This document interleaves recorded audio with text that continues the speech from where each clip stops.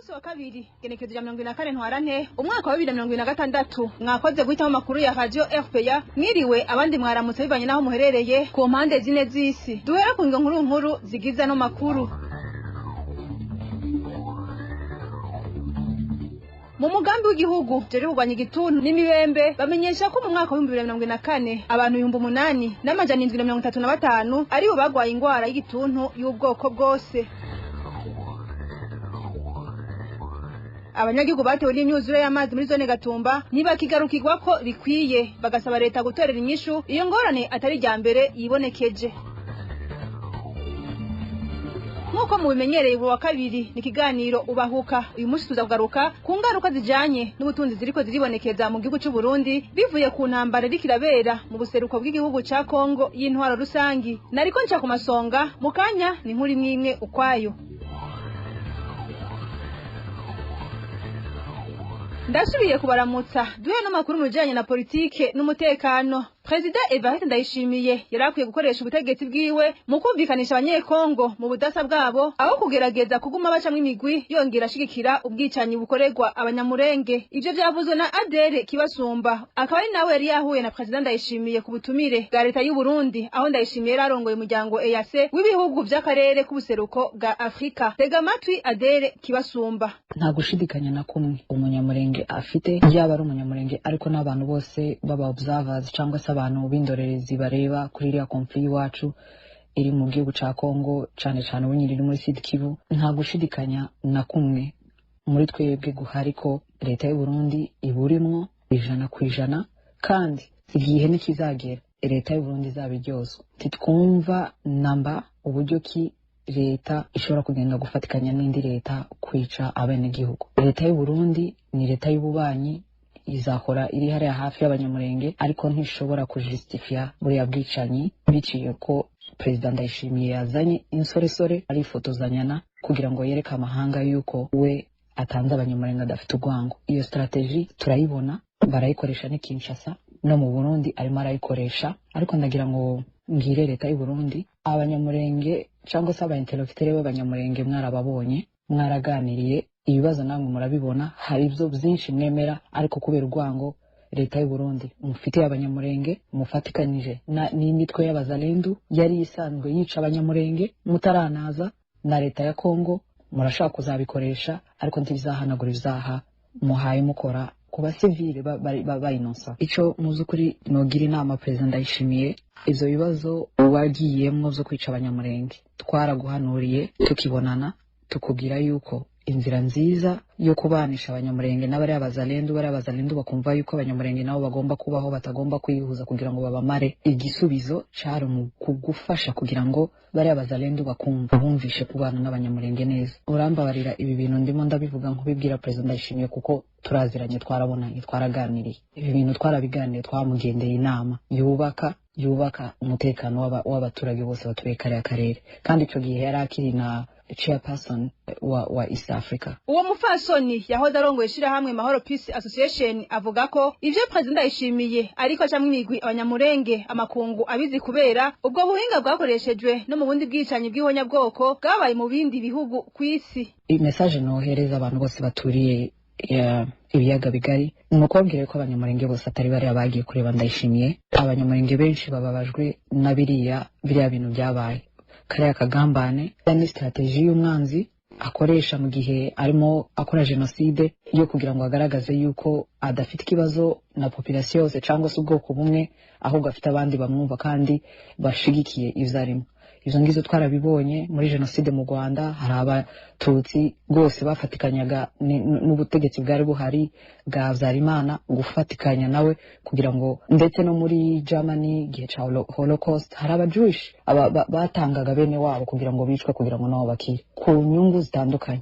Izo ngizo bibaho natwe rero ishano ryaratugwiriye. Adere Kibasumba ashikirije ivyo inyuma y'urugendo rwakozwe na bamwe mu banyamurenge mu biro vy'umukuru w'igihugu Evariste Ndayishimiye. Muyavugwa mu ntwari bereye naho umugambwe Sawanya Frodebu urahagaritse umutima n'ingingo iheruka gufatirwa abarundi bose bafite amatongo n'amazu kuba bahejeje kuri impapuro ndangatongo kwigenekerezo rya 30 ndamukiza uyu mwaka. Mwitangazo yo mugambwe washize habona kuri wa kabiri uvuga ko ingingo nk'iyo iraba abarundi bose yategerezwa kubanza gutegurwa neza ikanatangirwa umuco, bagasaba ko hafatiwe ku mikoro n'ubukene abarundi barimwo iyo tariki yatanzwe bosubira kuyumvira ko kugira abarundi babashe gukora ivyo basabwe banogewe. Inkuru ya Clovis niyo nzima. Mwitangazo washize habona umugambwe Frodebu ubona ko ingingo nk'iyo yega abarundi bose bafise ubutaka canke amazu yakwiye kubanzirizwa n'izindi ngingo z'integuza zigamije gusigurira abarundi ivyiyo ngingo. Kubwo uyo mugambwe iyo ngingo ikora ku burenganzira bw'umunyagihugu bwo gutunga itongo canke inzu yategereza kwisunga amikoro y'abarundi. Uwo mugambwe hagara ku barundi benshi cane cane abatishoboye n'ababa hagati mu gihugu bashobora guhura n'ingorane zo gukurikiza iyo ngingo muri uyu mwanya muto watanzwe. Umugambwe Sawanya Frodebu uratewe amakenga kandi nuko hari abarundi bemeza ko baje ayo mahera asabwa mu mwaka uheze kugira ngo bahabwe urupapuro ndangatongo rwizewe, ariko n'uyu munsi bakavuga ko batararukubita ijisho. Ibi kubw'uwo mugambwe bigatera icuka mu banyagihugu cyo kubona ko bidahumuriza kandi bitanatahuritse. Ikindi umugambwe Frodebu uvuga no kubona abanyagihugu basabwa gutanga impapuro ndangatongo zidafotoje benshi bita originale. Aha uwo mugambwe ukibutsa ko hari abantu bamaze kwemeza ko hari impapuro zibitse mu gisata kiraba amatongo ariko zikavugwa irengero, ukabona rero ko gutanga izo mpapuro za originale bishobora guteza ikibazo gikomeye. Aha tubamenyesha ko amakuru RP ifise ari uko izo mpapuro za originale batazisigarana ahubwo bazitera kwicemeza ko wasabye urwo rupapuro nkuko bisanzwe iyo ugiye gusaba ikindi kintu kijanye n'itongo gutyo ukarusubirana inyuma. Mu gihe turi mu gihe kirangwa n'ibibazo bijanye n'ubutunzi, umugambwe Sawanya Frodebu uhamagarira ubutegetsi kongera kuraba neza ibijanye n'umwanya ntarengwa batanze kugira ngo abarundi bose babashe gukora ivyo basavye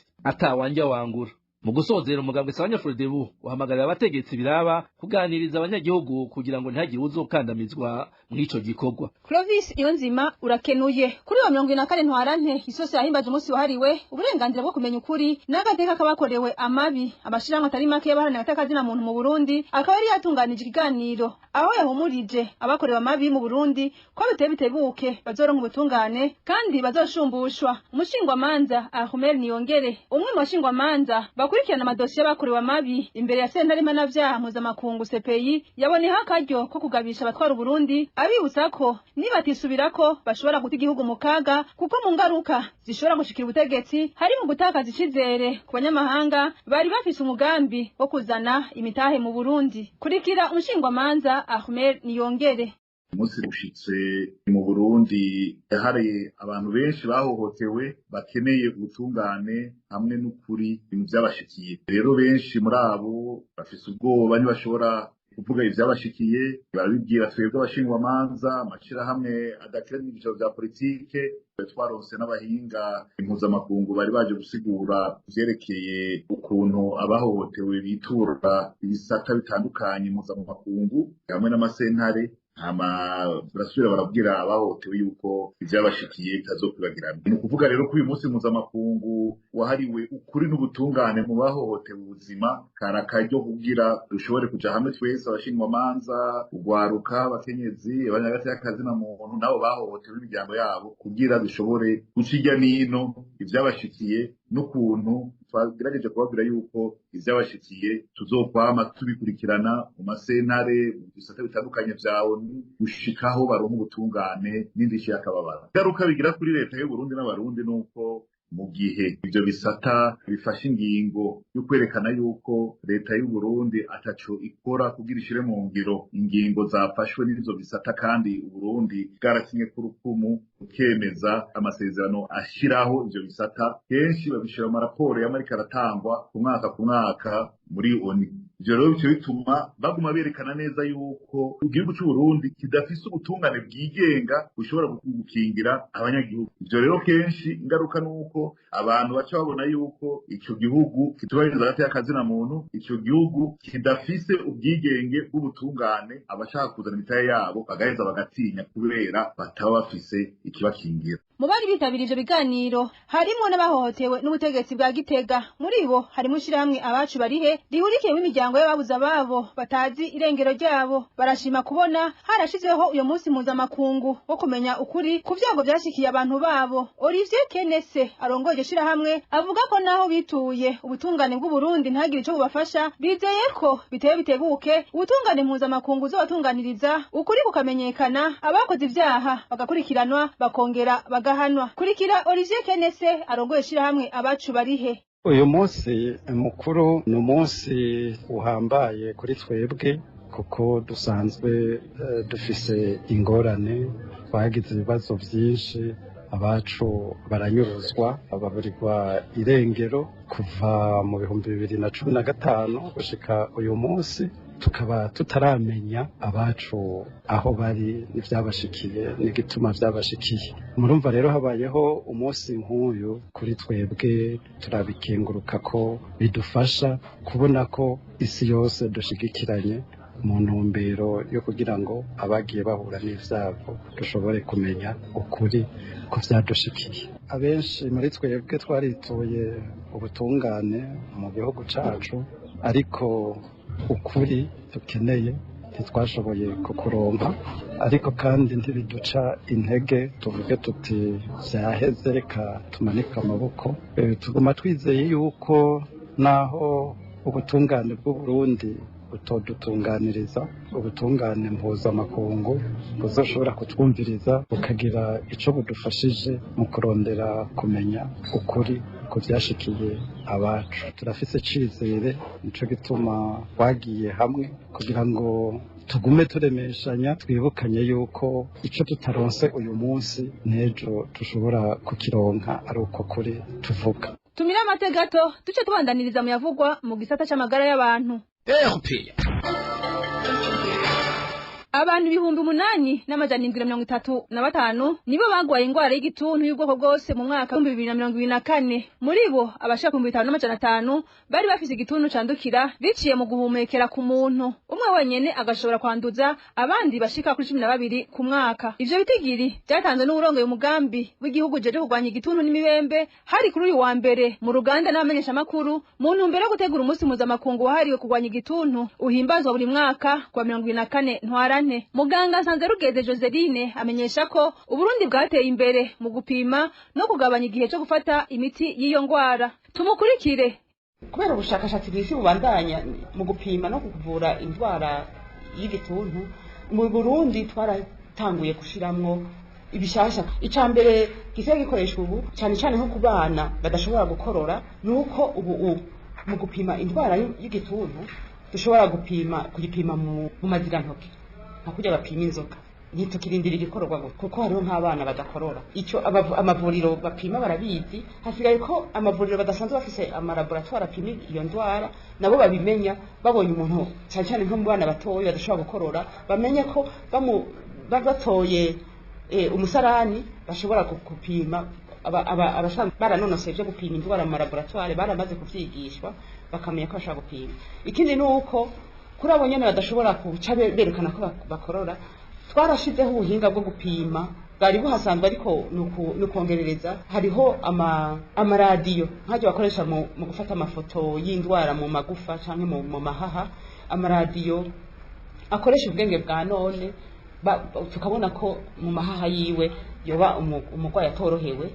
Tubonye kuntu mu mahaha ameze, tugashobora guca tumutuma cya kindi gipimo cy'igikororwa kugira ngo tumenye neza ko yari indwara y'igituntu. Muti none ivyo bigarukira ngaha, iyo ibambewe hariho na bishasha turiko turagerageza gushira mu ngiro aha mu Burundi, na cyane cyane mu bijanye n'imiti. Akaba ari n'akaryo muri uno mwaka twifuza ko uno mwaka dutangurana twashize hafi y'abagwayi y'abenegihugu ubundi yindi miti ikoreshwa mu kuvura indwara y'igituntu kandi imaze kwemerwa n'ishyirahamwe mpuzamakungu OMS.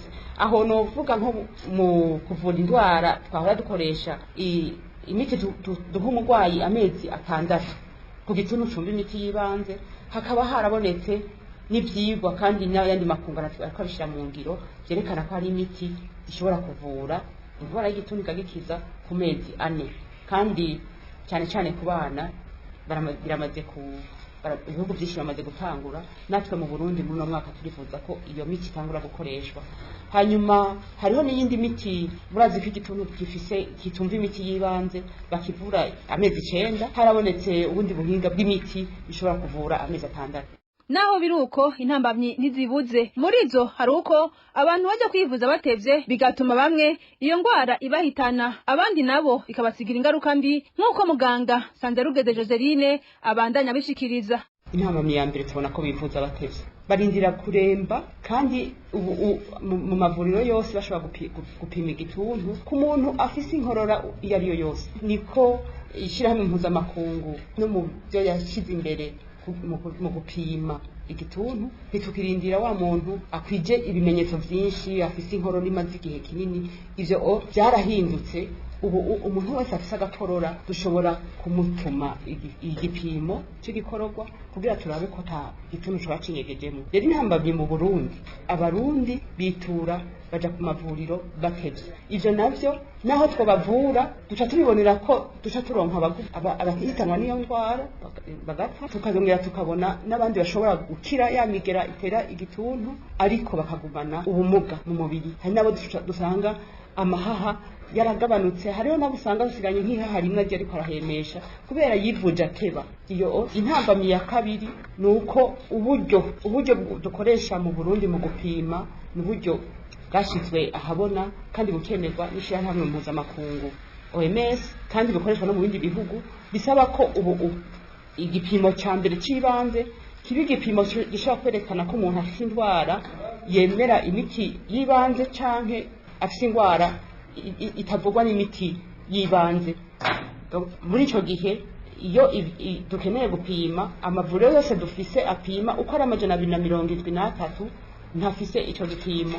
Mu Burundi icivugo ni ndoguruye kwa mugina, ego turashobora kurandurana n'imizi indwara y'igituntu birongowe n'inzego z'igihugu bishigikiwe n'abanyagihugu. Ndugaye twa mugina abasanzwe bafasha mu gisata c'amagara y'abantu, harimwo abo mwishirahamwe Damye rifasha mu kugwanya iyo ngwara. Waserukiye ubushikanganje yamenyesheje ko muri iyi myaka 2 ibitigirije bandura vyiyongereye. Mu makuru yacu yo hanyuma tuzobashikiriza aho ubuvuzi bugeze mu gukinga indwara y'igituntu. Mu bijanye n'ibidukikije naho ishirahamwe fasha rikorera mu bijanye no gukingira ibidukikije ririyamiriza abantu bataramenyekana bariko baraca ibiti mw'ishamba ryo ku musozi Heha kuko bifise ingaruka ku bidukikije. Agatera kamo ubushikiranganje mu byo bujejwe harimo gukingira ibidukikije kwikubita agashi ugakingira umusozi Heha. Muri association fasha turibaza ko abajya abantu barengana baca mu birere bya kure canke bya hafi, iyo bakeneye inkwi zo gucana, amakara, kudandaza, urabona ko bicibwa n'abantu bigoye gutora kuko nta mugarde forêt ahari. Uhari umwe ntashobora gukwira Heha n'umusozi munini cyane ukikujwe n'imitumba minini ishika 4. ni ukuvuga rero ukikuza ugashikamo, urabona ko no mu kubica bajamwo hagati, aho hagati arashobora kubica ijoro n'umutaga atawumubona, yumvise n'ukakaza n'utembera agaca hagarika guca, ukazubona umuntu aramanuka ni mufuko w'amakara aragiye gushika umutambu, none ayo makara yacanye ryari yaciye hehe, uca wumva yuko biragoye kumenya. Nico gituma muri association fasha dusaba tuti leta, ubushikanganje bw'ubukingira ibidukikije n'ubworozi bagerageze twarabandikiye ikete kugira umusozi Heha uje ku rutonde rw'ibibanza by'igihugu bikingiwe. Association fasha twemera kugira ngo natwe tubishiremo uruhara kuko turahavuka, turahaba, turahazi, twofasha. Mugabo gushikana no munsi inyisho ntiraboneka, turiteze ko vuba ngira ngo yoboneka kuko twarasubiye no kwishuza. Patrice Sabuguheba arongoye ishirahamwe fasha amenyesha yuko hatagize igikorwa vuba bwango ngo inzuzi zikomoka kuri iyo musozi zishobora kuma, inkukuri konona indimo, tutibagiye n'ihindagurika ry'ibihe. N'ubu nyene tumukurikire. Ingaruka mbi ni nyinshi cyane, aho ku musozi Heha hari hava inzuzi nini za Kirasa, za Mugere, za Ruzibazi, hose hariko bubakwa kwa amabaraje. Ingaruka ya mbere iboneka n'amasoko akama. Ingaruka ya kabiri ni kura icitwara akanovera ikamanuka igahitana imirima y'abantu iki. Ingaruka ya gatatu burya anye ihindagurika ry'ibihe rifatiye ku kunyifato y'abantu. Abantu iyo batema ibiti batari babarira baba bariko bategura ubugaragwa, ubugaragwa rero buraheza bukaza bukatubuza vyose hanyuma baca amakara bagira gute ivyo biti nivyo byari bijejwe ivyo bita mu gifaransa la séquestration du carbone ni ukuvuga nivyo byashobora kuregira iyo carbone none ibijya vyuka bisambura igisenge ariko ivyo biti bitakihari ni ukuvuga yuko ivyo vyuka ntagishobora gusubira kugira kubifata aho ivyo bita changement climatique udahereye mu gucunga ubugaragwa mu gutera ibiti mu kuzigama ibiti mu guca imiserege kugira ngo amazi ntafate umurindi w'inkukura nukuri ntaco tuba turiko turakora tukiri muri ico gisata nyene nari nabiciye ku masonga imyuzure y'amazi yerutse kwibonekeza muri zone ya Gatumba intara ya Bujumbura itewe n'amazi y'uruzi Rusizi yaduze yarononye ibitari bike mu makartier amwe bamwe mu banyagihugu baho bavuga ko abahuye n'ivyago batakigarukirwa ko bikwiye bagasaba leta gutorera inyishu iyo ngorane atari rya mbere yibonekeje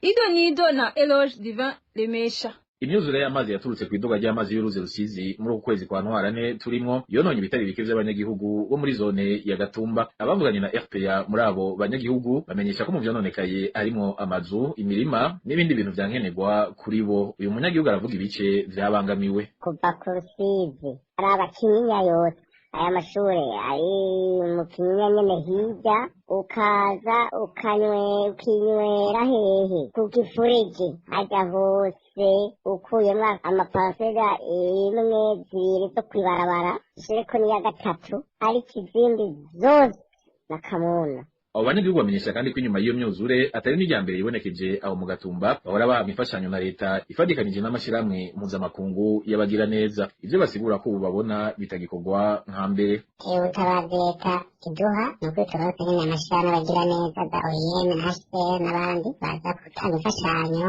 ariko gusa ko mu ntango baza umuvuduko nuko yo kudufasha ariko ubu nta muvuduko uhari ndetse n'abari mu masike barayira inzara y'iki. Muri kino gihe abo banyagihugu basaba kugarukirwa ko bagahabwa imfashanyo mu maguru masha. Basaba kandi ko bobandanya hanigwa n'inyishu zirama kuri iyo ngorane y'imyuzure mu Gatumba yamayibonekeza uko umwaka utashe haraheze imyaka irenga 5. Eloge Divin Remesha nawe urakenuye.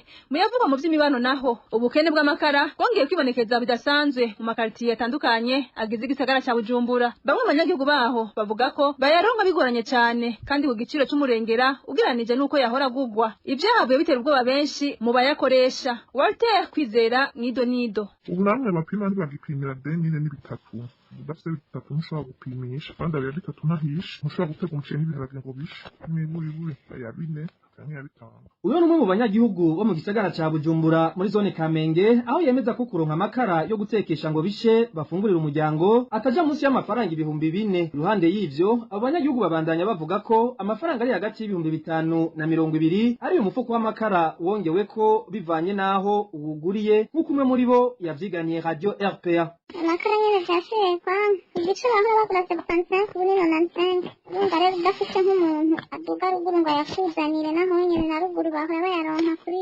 65 ubu ni 75 urumva rero nk'abo bayadandaza ku madepo atari 95 ntibaguha igice naho nyene wumva ko ari igice cy'umufuko atari wa mufuko pikiriye tugura oya ariya yavuye mu gasozo umufuko wose y'ubukwiye n'150 imiburi buri baronse umuntu aduga ruguru muri izo ntara za Kirundo kure nyene hariya mu Cankuzo. Muri quartier Nyakabiga hoho utagira amafaranga 110 igice cy'umufuko w'amakara ntiwirigura baza ni mu gihe mu misi heze igice cy'umufuko w'amakara cahora kigurwa 90. Abanyagihugu baho bakavuga ko iyo babajije ico bivako bishurwa ko atagitoro gihari bagasaba leta kugira icikoze. Igice c'amakara ubunye kigeze kwijana 10 bamwe cyangwa ko 90 mbo bavuye ko 90 bije kwijana 10 arengejeho gatoyi cyaba cyane twebwe abanyagihugu dusanzwe dukoresha amakara rero dusaba leta yuko icyo kibazo bifata mu ntoki kubera byo kubabaza bakubwira bati ngwara netse bitoro mu ntamazutu aba bene imodoka bashobora tuza hanyuma nabo bene bashobora tuza kubera bashobora bati imodoka twarishe menshi natwe dushaka gutwunga. Amasoko yacu mu gisagara ca Bujumbura abandanya amenyesha ko mu gihe hatogira igikozwe kugira igitoro kiboneke amakara cyo kimwe n'ibindi bidandazwa bishobora kubandanya biduga ibiciro bimwe birenze urugero mu gihe benshi mu banyagihugu bavuga ko atabushobozi bwo kugura bafise. Ubusuma nibwo bwibonekeza muri iki gihe kuri station y'ibitoro iri mu Carama ahazwi nko kuri Gisubizo canke kwa Mutwa. Ivyo biruko mu gihe BBN yari yayiciye ihadabu ku munsi wa gatandatu ku munsi w'Imana bakaba baciye batanga ibitoro ariko imodoka yuzuzwa n'amaritiro 60 ikaba yanywa 65 ariko nubundi ntiyuzure. Inkuru ya Hemi Nderagakura. Abanyagihugu baganiye station gisubizo iri kwibarabara nimero 9 baganiriye na RPA imodoka mu bwoko bwa Probox yari isanzwe yuzuzwa n'amaritiro 60 naho yikareza kamaritiro 5 ntiyuzura. Ivyo bikaba vyagizwe bajejwe kunywesha ibitoro bita abapompiste mu rurimi rw'igifaransa. Aha twamenyesha ko BBN iyo station yari yeciye hadabu ku munsi wa gatandatu ariko ku munsi wa Mungu bukeye ahubwo bakaba baranyomoza kwiba bayigana biciye kuri pompe. Ku munsi wa higaye duheze aho ibitoro byashaka kuri iyo station aho muri BBN basanze ariko korusuma yakibwa amani baje barahindukira baza gutanga icyo bitoro ku munsi w'ejo ku magenekerezo ya 22 aho imodoka ziri mu bwoko bwa Probox isanzwe zinywa amaritiro 60 reservoir kuzura ubu naho imodoka inywa amaritiro 65. Kubw'iryo soko nyene duguye twamugina bahora badutwara litiro imwe none ubu badutwara amaritiro 5 ayo mahera ni menshi dugaye twamugina naho yo biritira imwe suppose abantu bashika nk'ijana na 100 batwaye amafaranga angana n'ibihumbi 4 ku muntu ku munsi. Suppose rero ubu naho tubona yuko bashobora gutwara nk'amaritiro nk'atanu ayo mahera ni menshi. Turasabye by'ukuri ivyo bintu se Barundi agire supervision yavyo BBN igire supervision yavyo yanse naho bihagarike abarundi bimenye. Abanyagihugu bagasaba nyabona umukuru w'igihugu gushiramwe ingufu mu bijanye n'ibitoro kanatsinda yari yavuze ko yavyifatiye mu ntoki eka bagasaba na BBN ubwayo kubira hafi kugira ntibabandanye bibwa. Iyi muriko murakurikira ni radio RPA ijuje abanyagihugu mukanya duca dutandukira cyo cyane macano makuru RPA. Mu kiganiro bahuka cyo kuno munsi tuza kurabira hamwe ingaruka mu bijanye n'ubutunzi ziriko ziribonekeza mu gihugu cy'u Burundi bivuye ku ntambara y'ikirabera mu buseruko bw'igihugu ca Kongo y'intwaro rusangi. Ikiganiro bahuka twagiteguriwe na Eric Niyonzima.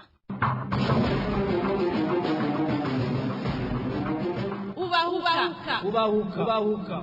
Ndabaramukije mwese muriko murakurikira radio RPA none wa mwanya w'ikiganiro bahuka cukuru no kabiri igenekezo rya 24 ntwarana mu mwaka wa 2026 mu rukurikirane rw'ibiganiro twari tumaze imitsi ko tubashikiriza twarabiye hamwe ingaruka ziriko ziraba ku Burundi ko intambara ikiraba mu gihugu cya Republika ya Demokarasi ya Kongo. Intambara Burundi bwaruntsemo abasirikare hamwe no gwarako rw'imbonera kure rw'umugambwe CNDD-FDD. Mu kiganiro ubahuka cukuru no munsi tuza kurabira hamwe nimbaho hari ingaruka mu jene n'ubutunzi kuva Uburundi bwinjiye muri iyo ntambara na burya umupaka ubuza Uburundi na Kongo warumaze igihe warugawe. Umutumire kuremesha kino kiganiro akaba ari Faustin Ndikumana arongoye shirahamwe Parsem kuri mikro muri kumwe na jewe Eric Niyonzima kazi.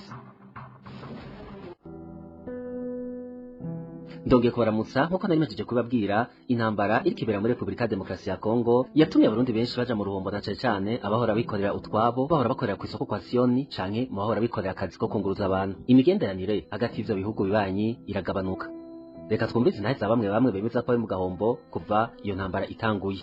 Intambara zo muri Kongo n'Uburundi zifitemo uruhara twebwe abenegihugu b'Uburundi kabigiramo ingaruka mbi kandi nyinshi. Igihombo rero kuri twebwe cya mbere cyose ni uko ntariho imigenderanire myiza nk'imwe yahahoze kera ku mipaka no ku benegihugu ba Kongo n'Uburundi kandi twebwe ugasanga ibintu byinshi twara tudandaza ngaha nko kwa Sioni kuri Kotebu n'ahandi ngayo Bujumbura ibyinshi twashorerwa n'abakongomani. Abakongomani nibo badushoborera bakambuka bakagenda bakagaruka tukaronka abakiriya n'amafaranga. Rimwe n'amafaranga y'agaciro ko muri Kongo hari ibice bakoresha amadolari ugasanga turayarota. Kuba hari intambara muri Kongo ingaruka nyinshi cyane ndi kuri twebwe igihombo kinini cyane mbese no ku Burundi uretse twebwe badaraza dusanzwe dukorera ngaha i Bujumbura n'abarundi muri rusange barahomba.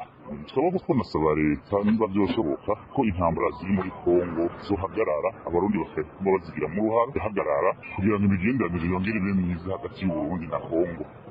Atwe rero tukaboneraho tukaronka n'uburyo tukadandaza nk'uko byari bisanzwe kuva kera. Eride ntaho bideha byefahise inyungu kuba tugiye imipaka ifunze bafungura intambara ziduhananiye ziri hafi yacu gase n'ibintu bituma ubutunzi kuri twebwe hano buhungabana kuko urabona nko mu mipaka yari isanzwe yugurura ngaha mu Burundi ni Kenya n'urya nawe wugawe kandi intambara zikaba zigiyemo nukuri turahomba cyane turahomba badandaza bakora pasiyoni kene gutangura kubibona none yuko ejo duhombe kuba ababanyi batacira kudushorera ngo basume nko bahora basuma barangurire ngaha mu Burundi nako dukereje kuri tori wabo byose harimwo uruhombo runini cyane bwa mbere byarashika tukagenda tukanywesha muri Kongo agatoro ariko no munsi biragoye kubera ko bwa mbere ntuba wizeye n'umutekano waho ikindi naco no ku mupaka wuguruwe ntibiramera nk'ubwa mbere twari ibyo ugenda kunywesha ugasanga ubwo utanywesheje kandi wakoresheje igitoro gishishi kujayo bikagutsa intege ku buryo utiyumvira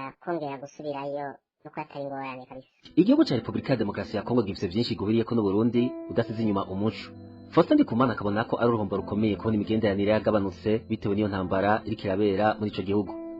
Ku bisanzwe uravye iyi ntambara iri mu buseruko bw'igihugu ca Republika ya Demokarasi ya Kongo ingaruka ishobora kugira ku bijanye n'ubutunzi mu gihugu cacu babifatira ku kuntu igihugu ca Republika ya Demokarasi ya Kongo n'Uburundi bisangiye kahise birasangiye ururimi rw'igifaransa rukoreshwa birasangiye pase koloniale ibihugu cyahoze kibicura bufuri na buhoro ububirigi burafise n'ibyo buhurirako hanyuma rero n'uruja n'uruza hagati y'abantu kongomani n'abarundi tuza guca ruba rwinshi kuko ni ibihugu bihana imbibe bisangiye kahise kandi noneho irya ntara ya Kivu niyo ntara ya Kivu hanini irimo amakimbirane irimo ingorane muravye mu bijanye n'ibyo twokwita geopolitique uravye iyo ntara ijanye na klima imico n'imibereho iregereye cane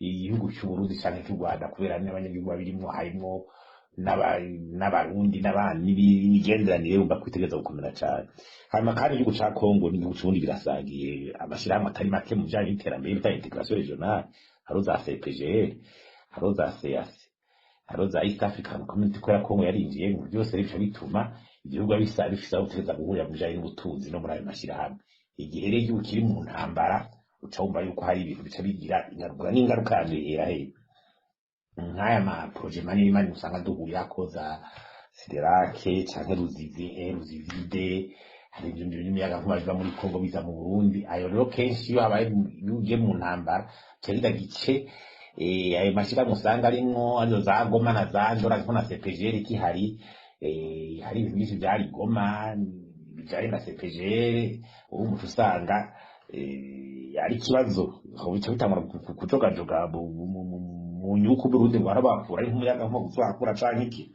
hari ijaye n'inki barabara rya chemin de fer ryategeza kubakwa rirengana Tanzania gaca mu Burundi gaca ribanaje muri Kongo igiye muri Kongo rica mu gice usanga kubera kiri mu minwe y'uwo muhari ugwana igihe rero n'imigenderanire bitabeze neza hagati y'Uburundi n'uwo muhari canke hakiri intambara ucumva ko kiba kibazo ingaruka bibonetse yindi n'uruja n'uruza bw'abantu abarundi baja muri Kongo abakongomani bazi no ngo igihe hakunda kubizo ntambara abatasubiyeyo urabona hari igihe cy'imipaka ikugagwa umutekano ugahungabana bamwe usanga bagabana ukuza abandi no kuja gukorera muri Kongo cyangwa abakongomani baza gukorera ino uburyo buja n'uruza rimwe rutuma abantu mu by'ubutunzi Faustin Ndikumana abona ko Uburundi kuba buri muri iyo ntambara ari uruhombo rukomeye kubera ko bukoresha amafaranga menshi mu gisata cyo kwivuna abansi abadandaza nabo kahombera udasize inyuma bahora baja kunywesha igitoro muri ico gihugu nabo ujya kuronga igitoro mu Burundi bisigaye bigoye hari ikindi nk'ubundi uzi amafaranga y'agaciro ari bitanga dushorera hanze bita produit manufacture muri Kongo na Braudira shorera muri Kongo hari nani mashira shorera ibintu muri Kongo iyo turavye ma exportation y'ibihugu ubidandazwa bihinguye 60% bija muri Kongo urumva n'amafaranga yera kiraheza kinjira mu gihugu igihe rero intambara zikomeye ugasanga bipakiza y'ubugarwa byose bice bigira ingaruka na cyane cyane ko Burundi babusanzwe n'ubundi bwari budafise isanganirizo cyane cyane ku mihora ya ruguru hariho n'abantu batunga muri Kongo baza mu Burundi bakaza bazana amadolari bakaza kugira ibikorwa ngaha ibintu barangura bagura ngahe madubiza gaci amafaranga y'agaciro tuba tuyakeneye barayinjiza nayo dushobora kunywa dushoreye ibintu hanze muri Kongo urumva rero hariho n'ikirero cy'ikibazo c'ibitoro umuntu cabaye ndanse cananiranye muri Kongo abantu barikubayo bakaza kurondera ibitoro n'ubundi cyo gisahiriza